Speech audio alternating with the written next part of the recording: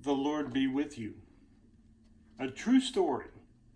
Brenda was a young woman who was invited to go rock climbing.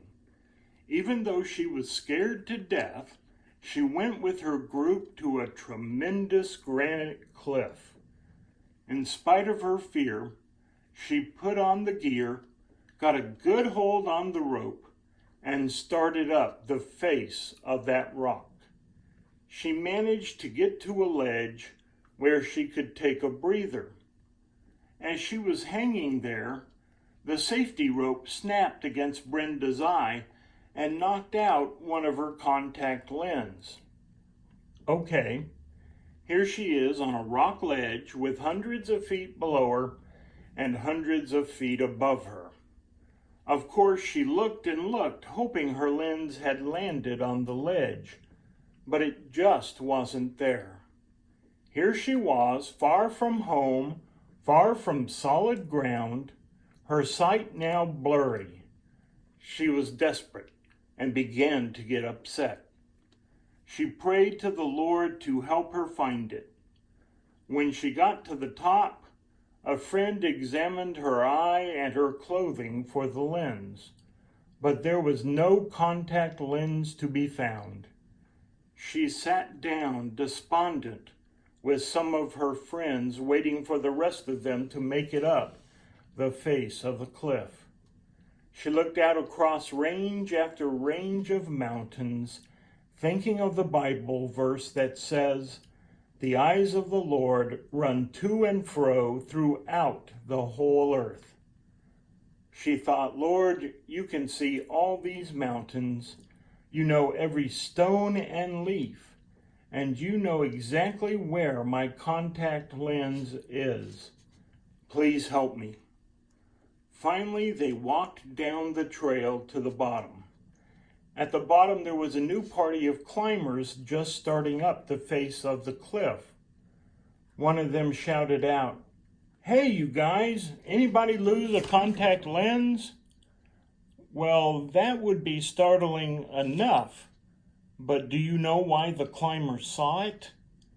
An ant was moving slowly across the face of the rock, carrying it. Brenda's father was a cartoonist. When she told him the incredible story of the ant, the prayer, and the contact lens, he drew a picture of an ant lugging that contact lens. Underneath the picture, he had written the words, "Lord, I don't know why you want me to carry this thing. I can't eat it, and it's awfully heavy. But if this is what you want me to do, I'll carry it for you." Take a moment to Google "ant with a contact lens." Then click on images, and his illustration will appear. Have you ever felt that way in your spiritual life? Has God ever asked you to carry something or to do something that is way too heavy or way too hard or way too confusing for you to do? "Lord, I don't know why you want me to carry this load. I can see no good in it, and it's awfully heavy. But if you want me to carry it, I will." Peter Larson wrote, "Despite our efforts to keep him out, God intrudes. The life of Jesus is bracketed by two impossibilities, a virgin's womb and an empty tomb. Jesus entered our world through a door marked no entrance and left through a door marked no exit." Our God is very good with the impossible. In 1887, 22 years after the assassination of President Abraham Lincoln, his coffin was dug up and opened because there were constant rumors that his body was not in the grave. So they dug it up and the body was there.